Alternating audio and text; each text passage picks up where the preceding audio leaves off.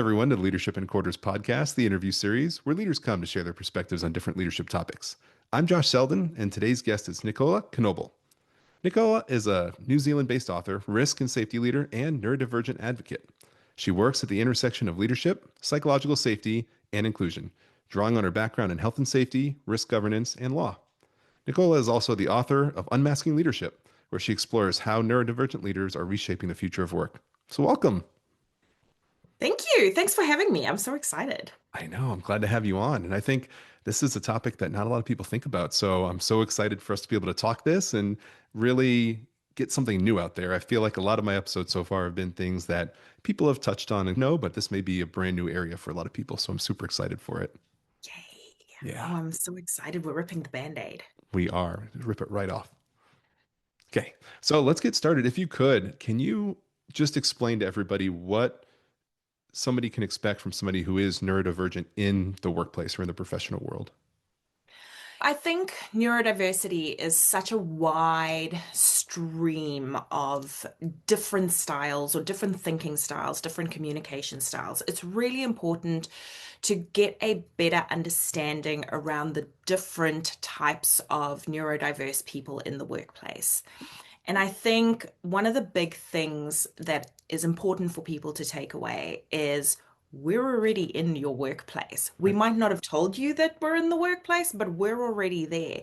People with dyslexia, dysgraphia, dyscalculia, people that don't necessarily communicate or read in the same way that we might, but then they're already there and they're already struggling through. It's just disclosure is essentially a gift. You might have an environment where disclosure is not safe or it is not seen as something normalized in the work environment. Mhm. So you may have more people in your work environment than you probably would like to admit that are already in that space. So, for leaders, it is incredibly important to just understand the different types of neurodiversity. And with those come strengths and challenges, and working out the best way to work with your team to support those people and make Right. sure that you are a good leader.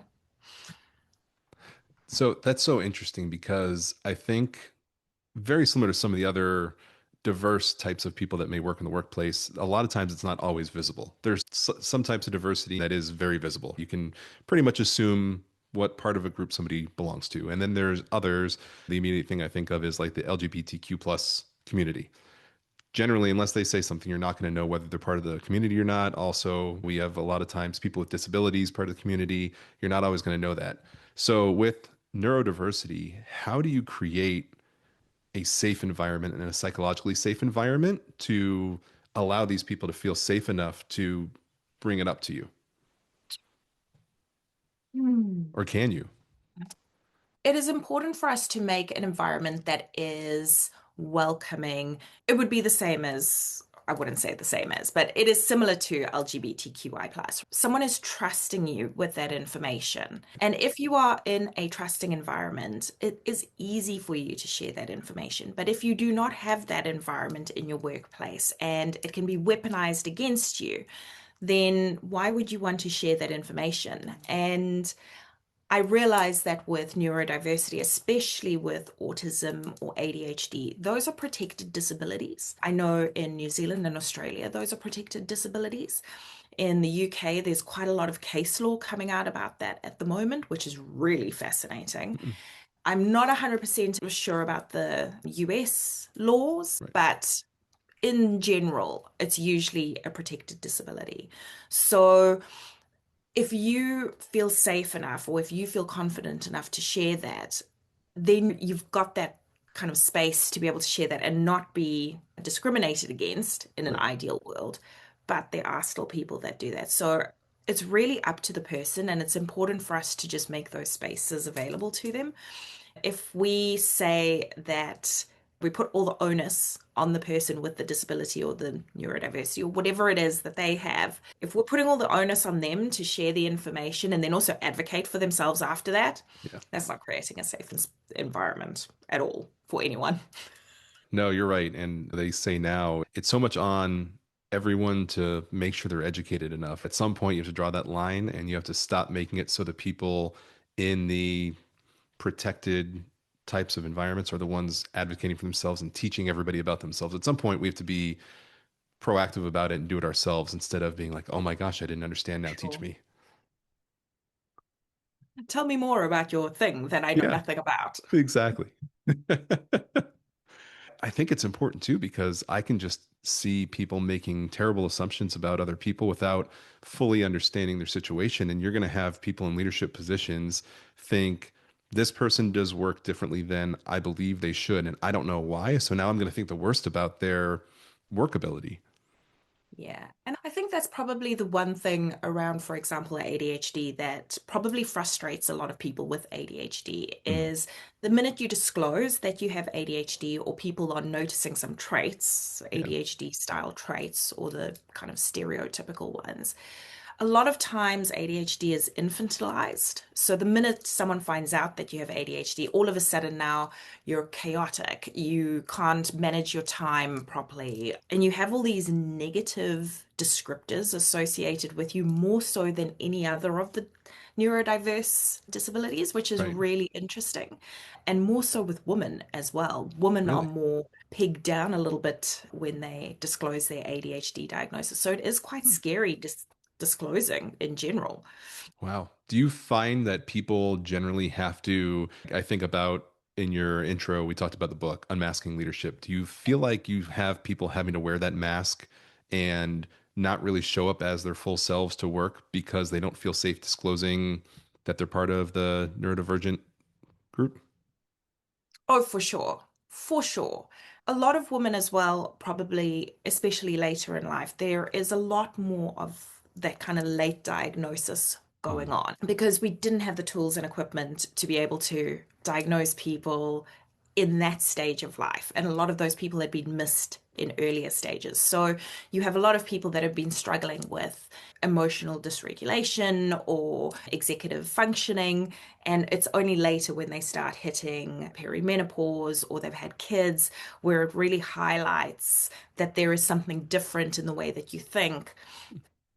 And I think you have been so conditioned from such a young age to sit still, smile, eye contact. All of these things that you've been conditioned to do results in quite, I want to say, extreme masking on the other end. And when I got my diagnosis, it didn't change the way that I had masked up until that point. It just put a new lens over the top where I was like, oh, mm, actually, here's all these ways that I have supported myself or structured things to make sure that I didn't look like I was chaotic or out of time or forgetful or right. list any one of these things where I struggle. And then it became almost like this seamless mask, and you actually end up not being able to tell the difference between your own personality and the mask that you seem to wear all the time. I think one of the things as well, the real cost of masking isn't just emotional though. It's a workplace environment, it's actually operational as well. Mm, Because if you're constantly monitoring how you think or speak, especially, how you sit in meetings and you know that your behavior is being judged, not your a way of thinking or that you actually have a disability, it's very kind of interesting to see how people respond to what's acceptable and what's not. mm. So yeah, it's definitely an operational focus for me at the moment. It sounds exhausting because it sounds like you're just constantly having to manage something extra to meet these expectations that people generally have instead of just allowing you to be you and then doing work in your own way. It is. And I think that's one of the other kind of big ticket items is burnout for neurodivergent people is very different from the burnout we talk about for people in general. We always talk about, oh, you have burnout, you can do a weekend of rest, go away for the weekend, take some time off. You'll be okay. Do some yoga, no offense to the yoga people. Do some yoga, do some Yeah, mindfulness. You'll be okay. Phone up your workplace EAP, do some therapy. You'll be fine. yeah. Fine, fine. Everybody's good. With neurodivergent burnout, though, it is a completely different type of burnout mentally. Mm, So, where you have burnout for neurotypical people, it can take a weekend, a couple of weeks, and you spring back.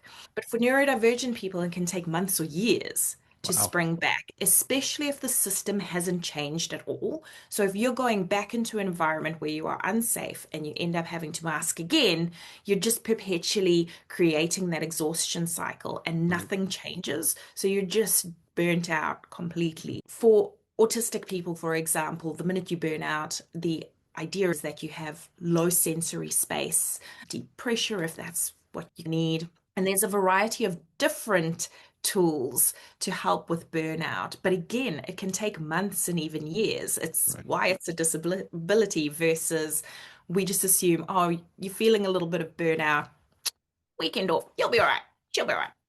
Everybody's good. That's something I feel like a lot of people don't realize. And so, is there a way that a leader, from what you've seen or in your opinion, you've mentioned structure and you've mentioned systems. And so, is there a way that leadership can create structure and systems that do support neurodivergent people and the way they work instead of just hoping that they acclimate to the way things are? The simplest and easiest way is just ask your people what they need. They don't have to disclose to you. You can maybe potentially have an inkling that Mhm. they are thinking or communicating differently, but they don't need to disclose to you. There Right. is a baseline that everybody needs. Clear communication, like lack of ambiguity, like clear outcomes, like all of those things provide structure in someone's day. And if you've got someone that says, hey, actually, is it okay if on a Friday I have no meetings because I just find I can do a lot more admin space or I have some recovery time? Just set some boundaries, set some clear rules as a leader and say, actually, yep, Fridays are our protected time. Nobody has meetings, like screen off time, focus on admin, whatever it is that you need. If you set a foundation, then everybody can use that as scaffolding versus just cherry picking because, oh, you said that you needed those Fridays. Let's make that super special just for you. And now Yeah. that just creates additional, oh, special treatment for that kid. Right. You're And just it's like, siloing them off. yeah, and we don't need that. Just set that as a baseline for the entire team or the entire organization. Fridays, no screens, admin time. Just set the boundaries. And I think so important is following through with that as well. Yeah. Things that I see, which I feel like could be even worse now, is people saying, "What do you need?" or "How can I help?" And then you say, "Hey, I need this." They're like, "Okay, great." And then they don't do anything. It erodes that trust. And if you already have this kind of off relationship, not feeling fully comfortable in the organization or in your team, and now that happens, I feel like it just disintegrates everything even more. I agree. I completely agree. So, what are some, aside from, I think the way you put it is just talking to your people, asking them questions, asking them what they need. Aside from that, what are some of the other things that leaders can do, especially like on that human centered and EQ side, to help support people that don't really take a lot of effort or money or anything? It's just something that they can work on as their own leadership style. I think stopping assuming that kind of the accepted norms are what there should be. Not everybody understands accepted norms, which is really interesting. And I think once you realize that, you're like, oh, actually, maybe my language could be a little bit different. And I think making those expectations really explicit to people, articulating priorities, clear success measures, communication preferences, decision-making authority as well. Like it removes a huge amount of uncertainty. And the minute we do, that shift reduces anxiety and it prevents rework in the end and it strengthens that trust almost immediately. And I think if you're going to be a good and strong leader, that trust is probably the most important. Yeah, we generally say trust is a foundation and not a priority for leaders because our priorities change all the time. But we have seen successful teams get built and completely crumble with trust. Yeah. So, how do you set all of this up if you're building a culture from scratch? So, if I'm in a place where, say, the culture's not great or it's just okay, and I'm a new leader there and I need to build this culture and I focus on trust and I want to get to know my teams, what other things can I go do to make sure overall I'm building the culture correctly, but also I'm taking into account all diversities, but specifically like neurodiversity. That's a tricky one because if you're coming into a culture where potentially the culture isn't great, Mm. starting with your own team and leading by example is great.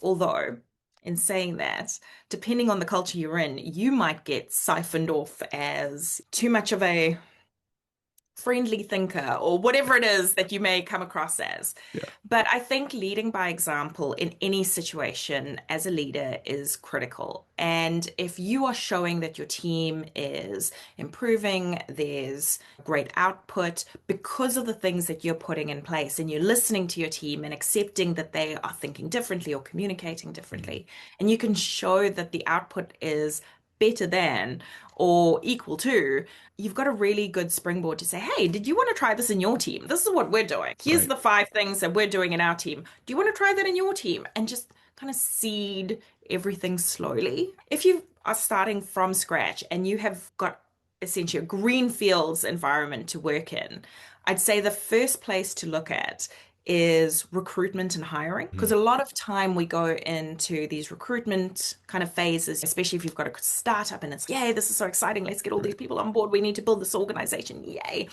But you forget that during recruitment is a great opportunity to really start embedding, hey, we know that people think and communicate and read or absorb information differently. How do we Mhm. change the recruitment process? Let's start there Right. and then start embedding that later down the track as well and go, okay, now we've got these 5 new people. How do we onboard them in a way that is suitable for everybody? And what's our baseline here? Do we have multimodal options for induction? What do you guys need? Who needs screens off today? What is it that we need to get you through the induction process? Do you need Mm. it written down and a video? Like, you tell us. And now you've already built that first part of the pipeline. So the Mhm. next group of people you're recruiting in, they already Right there. know or they are already part of the embedded neurodiversity system and they don't even know it. And is that a system that you normally see you just continuously improve over time as you get new Yeah, people? It's absolutely. Embed it, keep it going and right. keep it rolling. And you might find someone comes through the system, go, oh, this didn't work for me. And you can go, great, here's some tweaks we have. Perfect. Let's make Exactly. it better every time. Yeah. Make it better for someone. I think that's so important too because everybody feels like I'm just going to go put the system in place to say we have it, check the box, got it, and then it's not either really helping or it doesn't involve everybody. And so a lot of times it's a set it and forget it. I did it. I'm going to walk away and just focus on something else. And they really don't think that it is a continuously improving system and cycle that Yeah. when I have somebody that it doesn't fit and that doesn't fit that mold that I've made, I change the mold and I go and make the system different so it does fit everybody. Yeah, absolutely. As I think of psychology, and we've mentioned psychological safety and items like that, is there any intentional psychological approaches people can take to change their thought process going in? And the first thing I think of as we've had this conversation right now is bias, whether it's conscious or unconscious bias that people have. What can people do? What can leaders specifically do on a psychological side to really adjust how they perceive things and adjust their thought process to make sure that they do create this inclusive environment? It's so interesting because when you look at psychological safety as a topic, it's Mhm. such a far-reaching and wide topic, and it is incredibly niche. And to expect leaders to have a fluent understanding of a very niche topic, I'm going to be honest, I am terrible at finance, not in general, but if you ask me to be the CFO of something, Right. we would tank within days. I'm like, Real oh, quick. credit cards, great. Not my core wheelhouse, Right. nor my core skill. Cool, cool. I accept that and I acknowledge that. I'm sure it is a great niche for many a person. Mine. Come to me for safety and risk. Sure, come along. I can tell you all the things, but not for finance. And I think this is where we end up falling into a trap is we expect leaders to have the full remit of information available to them. And I think if you are a good leader, you have the capacity to go, actually, I'm lacking in this space.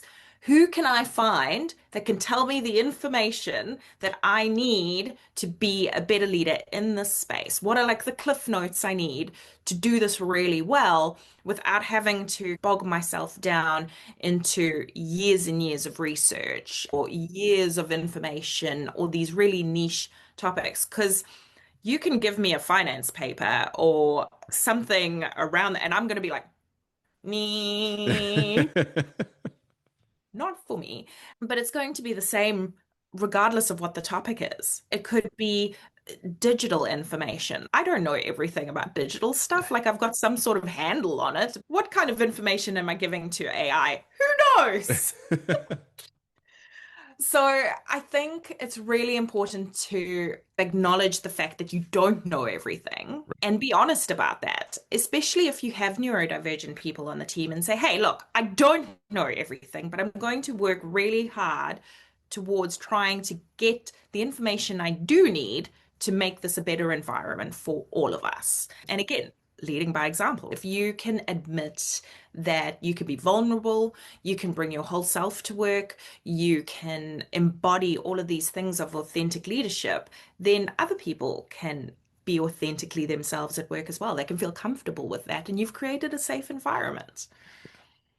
That's so critically important because I feel like people need to get over that ego and over that I need to be perfection embodied in front of all of my people because I know I'm not perfect. I'm nowhere close, but I can admit it. And all these other things that you mentioned, vulnerability and all of these things are all seen as negatives when you have that ego. And so until you understand that you don't know everything, you are not going to be open to what people say. And if they have these help requests and all of these things, you're going to be like, Yeah. I don't know why they need it. I don't need it. Why would they need What is your leadership weakness?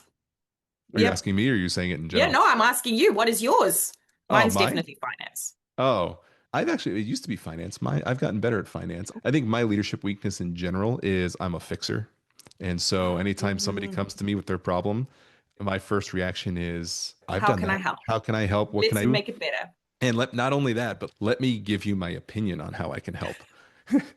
And so what I will say is I've gotten much better on that topic over time, but I'm very much hey, I don't want you to struggle with this. I've lived through it. It was painful. I don't want you to live through it. And rather than asking curious questions and helping them get to the answer themselves, I'm just like, here it is on a silver platter. And I've learned to stop doing that so much. Nice. I Yeah, love that. I try. Like I said, I am not perfect, and my team lets me know that every single day, which I appreciate. I tell them I appreciate that.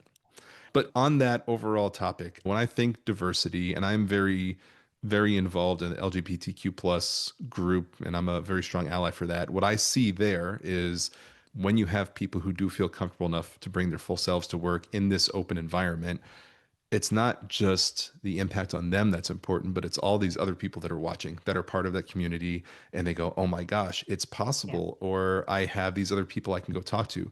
Do you see that same thing in the neurodivergent area where you've got somebody who is, and others who, like you said, may be diagnosed later in life, so they don't know yet, or they do know, and they don't feel comfortable bringing it up, but then you see the safe space that somebody has been able to do that. Do you see something similar where that just spreads? You know, I have, and I'm going to say, like, in my current workplace at the Mhm. moment, so apparently, it's not scientific, just to be clear, but Yeah. apparently, once you get a diagnosis, especially if you're autistic and later diagnosed female autistic, there is this running community joke Mhm. that it becomes your entire personality. Because then you're like, okay, here we are, let's go for it. A lot of people obviously get anxious about that because they might not be in a safe environment, just Mhm. covering off those bases again. But it's definitely something that I've noticed in our workplace. So we've got about 97% women in the workforce in my workplace Wow. because it is very nursing heavy, it's very maternal mental health, like perinatal care, like it's a lot of mums and babies. So Hmm. it's a very specific type of care and it's charity. We've got this natural flow on effect into a majority of women.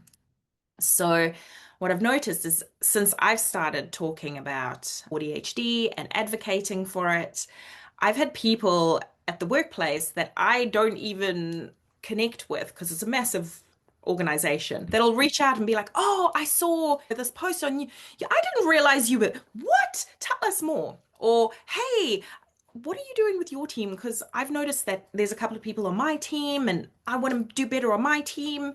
So it's been really great. And I'd say Wow. probably about 15 of our leaders and managers have reached out saying, "Hey, I've noticed you've done a lot of this talking, yapping. Can you come help our team? Or can we have a chat about what this might look like for my team or how I can be a better leader here?"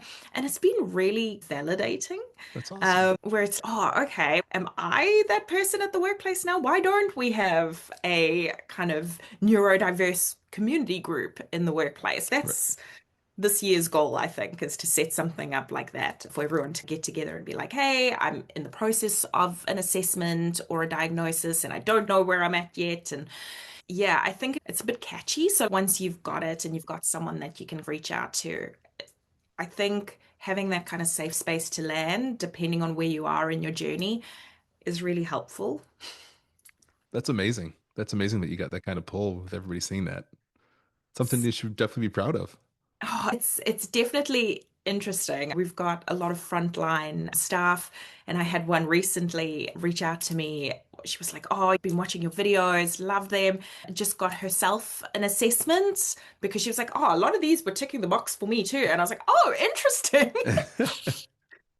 So it's been really great. I do feel really humbled by that. It's just, oh, yay, maybe what I'm saying is sticking. Also, obviously, embedding it deeply in safety and science.